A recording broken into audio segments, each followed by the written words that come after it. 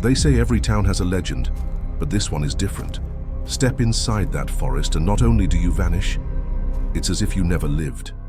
Photos fade, names vanish from gravestones, memories are stripped away.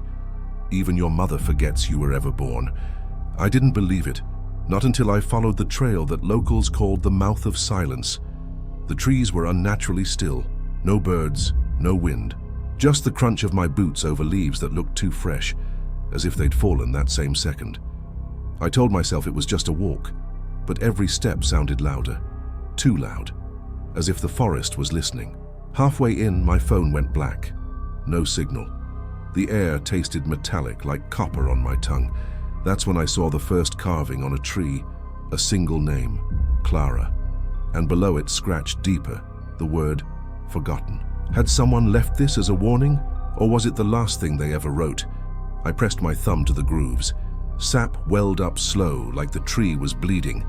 The letters weren't old, no grey weathering, no softened edges. The word looked recent. It shouldn't have been possible, but I swore the bark was warmer around the letters than anywhere else, like the tree remembered the pressure of the knife. "Clara?" I called, and my voice didn't travel. It fell straight down, like rain into soil. The forest swallowed the sound and gave back only a thin echo, delayed as if something had to think about whether to repeat me. A smell drifted through, wet iron, like a coin between your teeth. I wiped my mouth, tasted blood, but there wasn't any. It was in the air, woven into the damp. I told myself I was being dramatic. I told myself a lot of things in that first hour.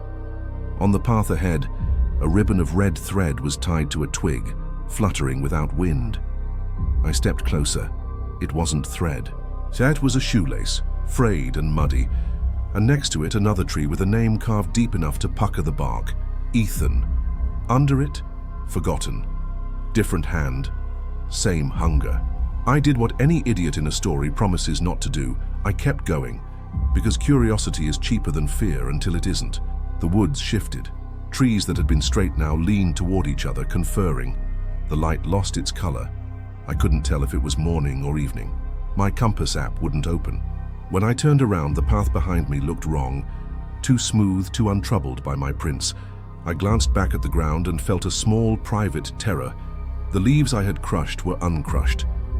I checked my pockets for the list I'd made, just a dumb habit to make myself feel competent. Water, flashlight, granola bar, spare battery.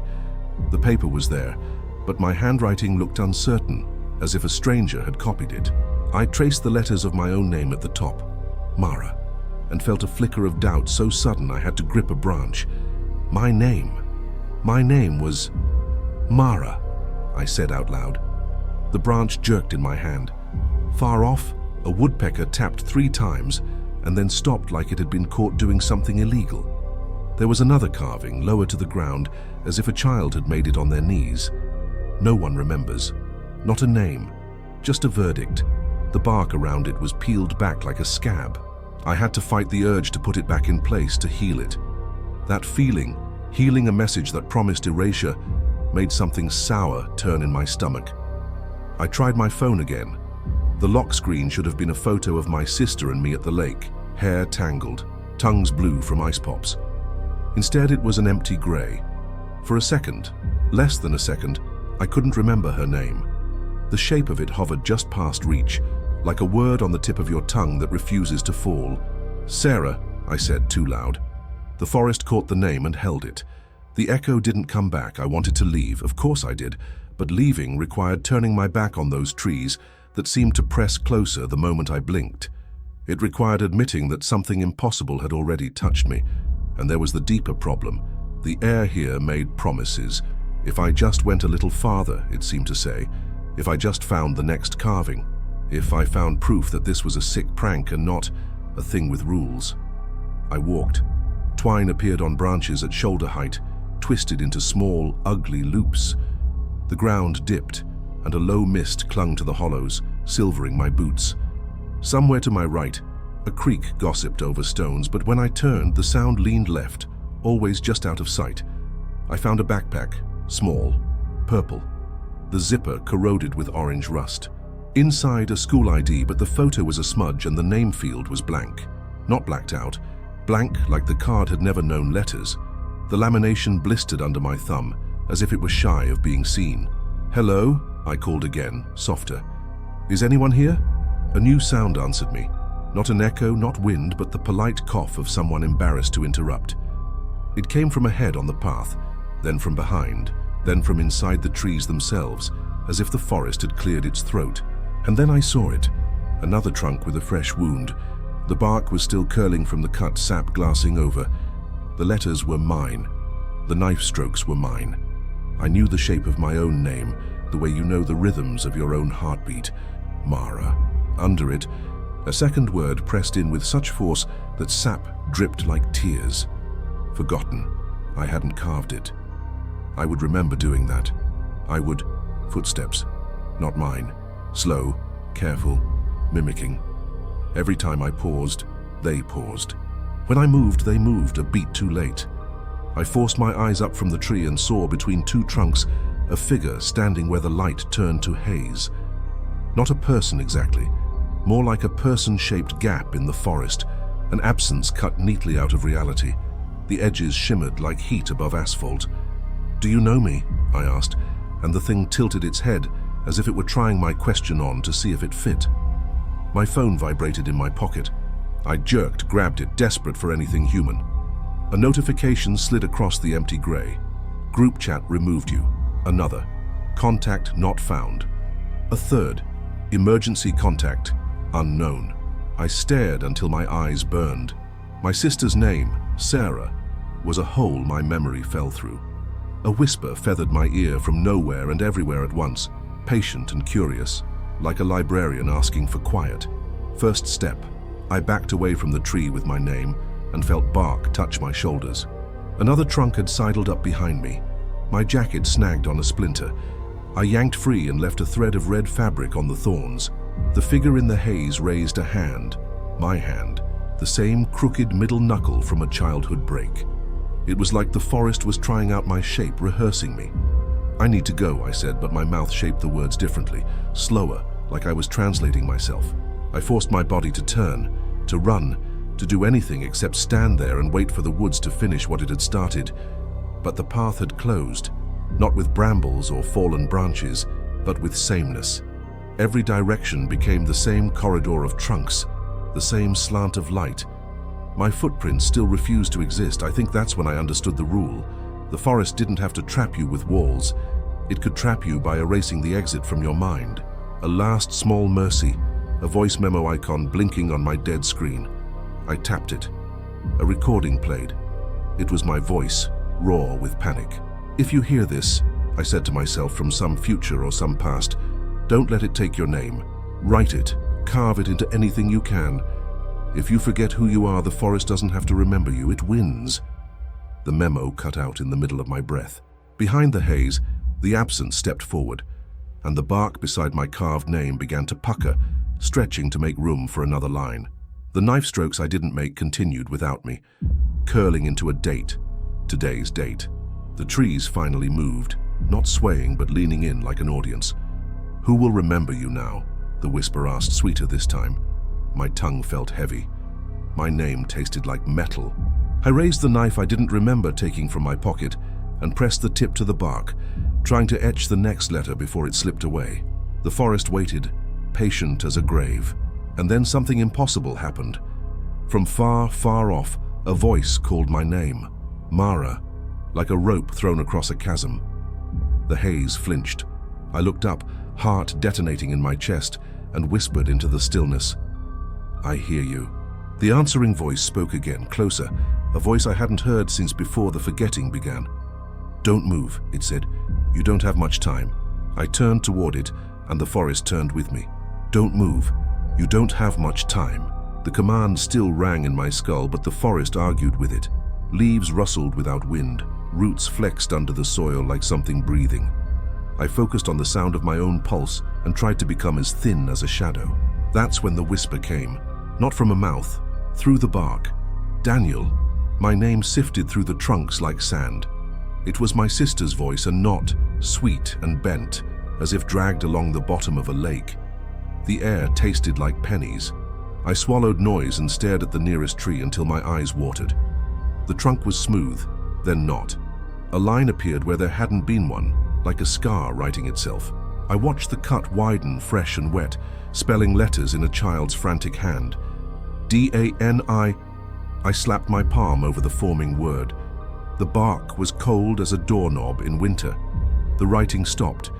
Beneath my fingers, something pulsed once, petulant, then went still. "Don't answer it," the distant voice said, closer now, still disembodied. "It calls what it has." "I'm not Mara," I breathed. The forest drank the sound and gave nothing back. A path should have been behind me. There was only more green, thicker, lusher, each leaf reflecting a faded version of my face. I turned slowly.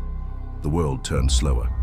I took one careful step, just one, and the soil gave a show of courtesy before swallowing my footprint to the ankle. Roots brushed my skin, tasting me. "Daniel," the whisper insisted, now my father's tone from when I was 6 and lost at the county fair. "Over here, buddy. Fathers don't drag their S's like that. Don't sound like a record played with a rusty nail." Still, my throat leapt. I didn't call back. Instead, I listened hard, the way you listen to a door at night. Beneath the imitation lay another noise, a flock of absent birds taking off all at once, a hush that hurt. Another tree to my right wore carvings like a rash, dozens of names stacked and crossed, gouged deep and fast. Jess, Marco, Ellie, Sander. Some were half there, letters dissolving at the edges, as if the wood had begun to forget them mid-stroke. I knew some of those names. Kids who'd vanished while I was still in school, faces I could almost describe until I tried, and then nothing.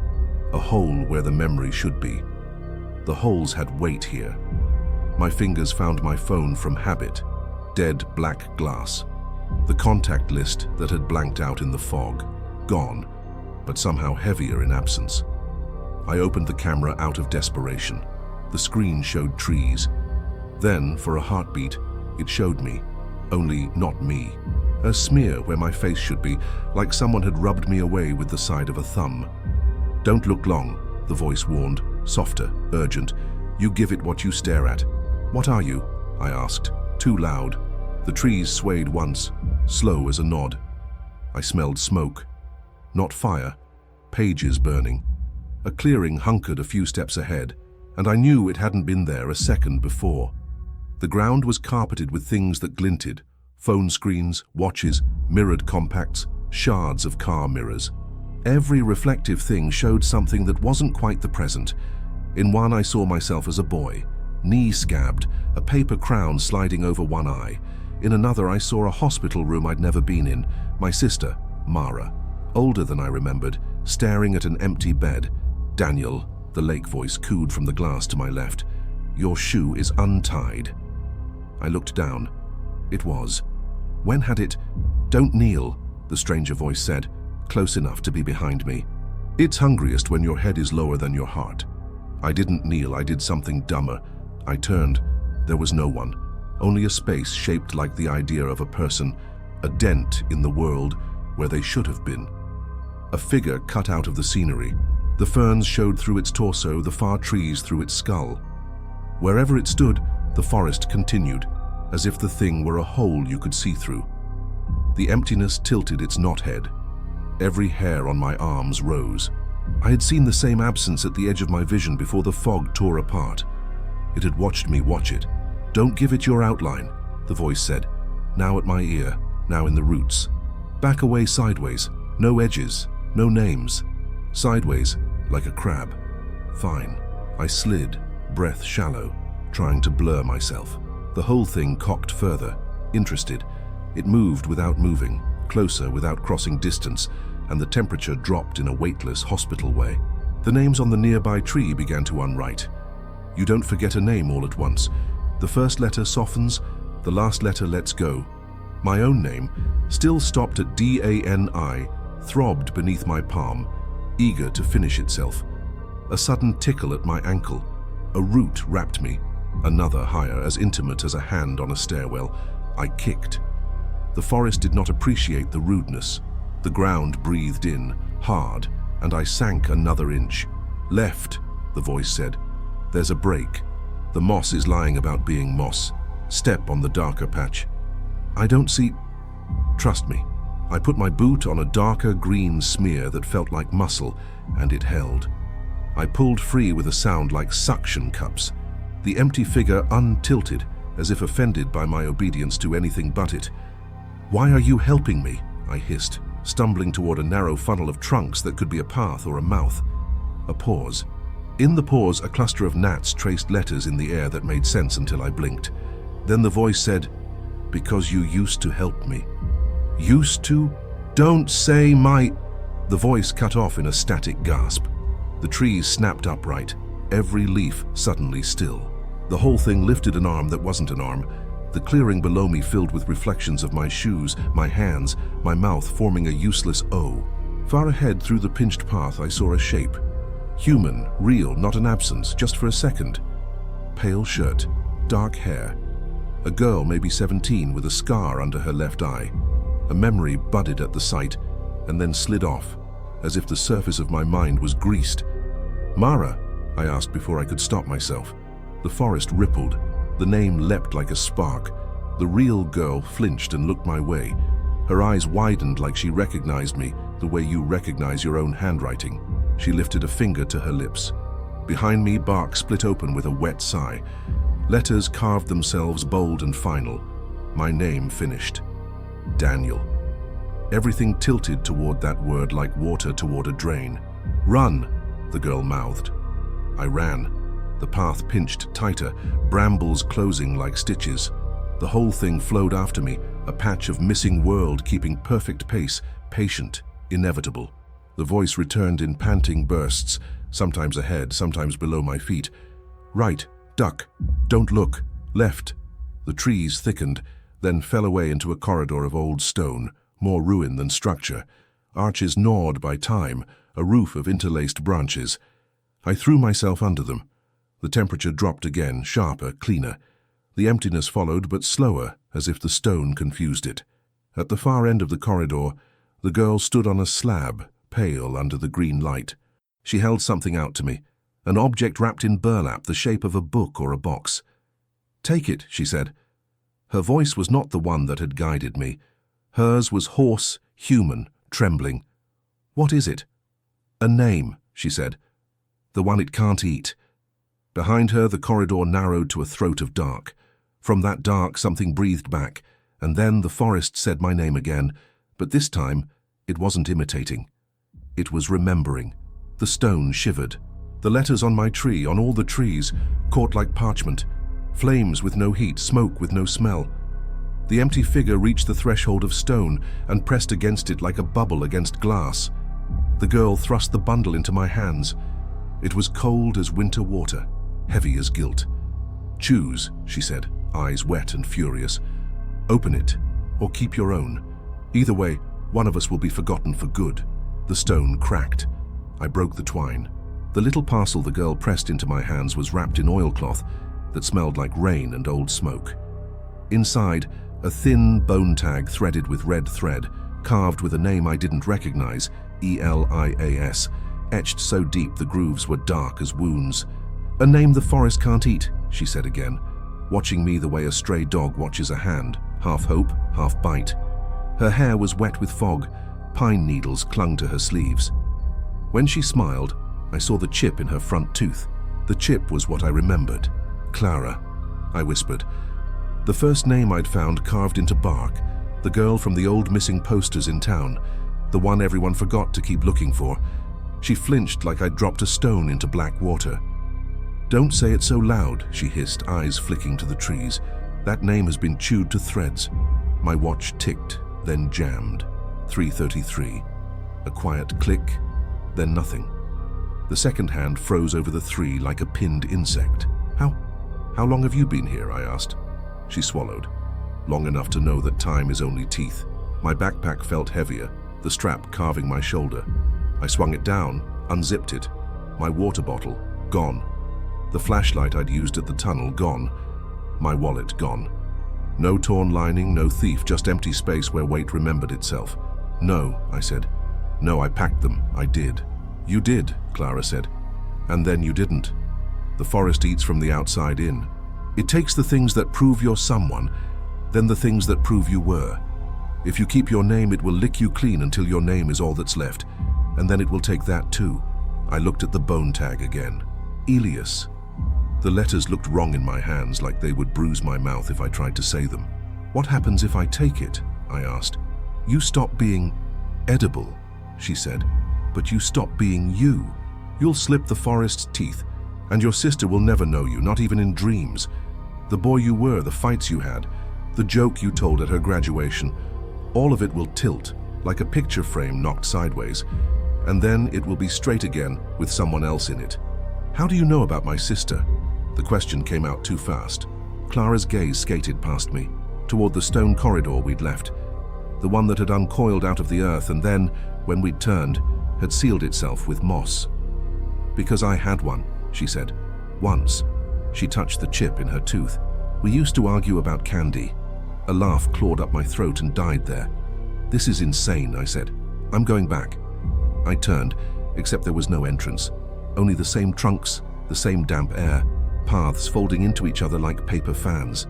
I walked 10 steps, 20, bark, roots, bracken. I could have sworn I'd left marks with my knife on the way in, but the bark was smooth as if time had grown over it, and then erased even the growing. Panic moved like cold through cloth. I called out until my voice felt like grit. Help! Hello? The forest answered with silence, so complete it felt like a held breath. We found the third carving because I stumbled on it with my palm, dragging it along a trunk to steady my breath. Not a name this time. A sentence hacked in ragged strokes that bled amber resin. When you forget yourself, the forest remembers you. My mouth went dry. I tried to pull up my birthday like a rope. Month, day, candles. The stupid dinosaur cake my sister had teased me about. It slid away. My sister's face blurred at the edges like a photo left in rain. The rooms of my home opened in my mind and kept opening, corridor into corridor, until I couldn't find the door I'd painted blue. Daniel? Clara said softly. You're leaking. I know who I am, I snapped, and the words sounded brave until I heard the tremor under them. I reached for proof. Wallet. Gone. Driver's license. Gone. Phone. Dead. My name lived nowhere but the inside of my mouth. Clara held out the bone tag. Say it, she whispered. Say E. She stopped, throat working. Say the name. Put it on. Walk out under a name the trees can't swallow. What about you? I asked. What name do you wear? She looked at me like I'd missed a step in a dance. I don't, she said. I traded mine to show you the way. She nodded toward the stone corridor that had been. That was my last map. I stared at the tag, at the red thread, at Clara's empty hands. Something in the forest shifted. The tiniest rustle, the kind of sound you only hear when you're listening for your own heartbeat. The air cooled, a damp fingertip trailing down the back of my neck. Between two furs, a darker dark leaned forward. It had a shape, not a shape. A hunger that stood up and wore a shadow like a coat. Choose, Clara breathed. It's close now. I won't steal someone else's name, I said. But the word someone bent in my mouth, thin as tin. I couldn't picture my house keys anymore. I couldn't picture the scar on my knee from falling off the porch. Panic made the world sharp and small. The dark pressed closer, patient as tide. I tried to remember the story of my sister's chipped front tooth and realized, no, that was Clara's tooth, not my sister's. Did my sister have a chip? Did I have a sister? My watch face flashed with a glare of nothing. 3:33. My breath fogged. The letters on the bone tag seemed to deepen, as if the wood read me back. I put the cord over my head. It was light as a cobweb and heavy as a verdict. The thread touched my skin. The name lay against my throat, cold, then hot. Don't let it settle, Clara said. If it settles, it's done. Either speak it or cut it off. The dark thing stepped between the furs, its head cocked, curious. It smelled like wet paper and pennies.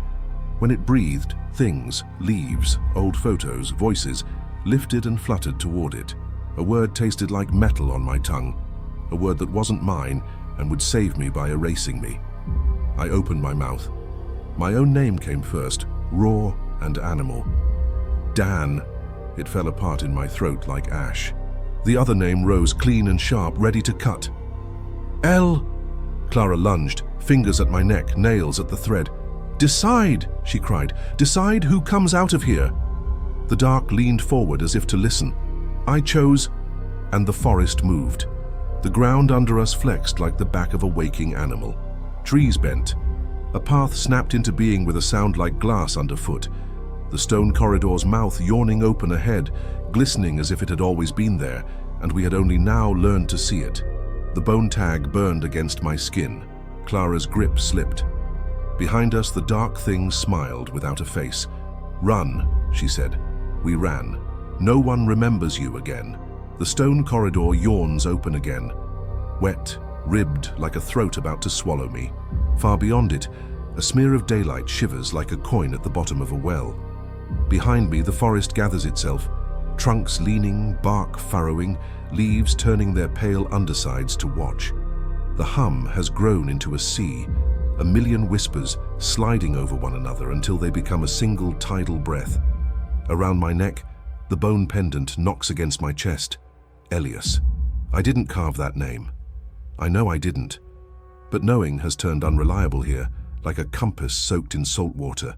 Every time I try to remember Daniel, my birthday, my sister's laugh, the notch on our kitchen table, the thoughts smear and come away blank on my fingers. When you forget yourself, the forest carved, the forest remembers you.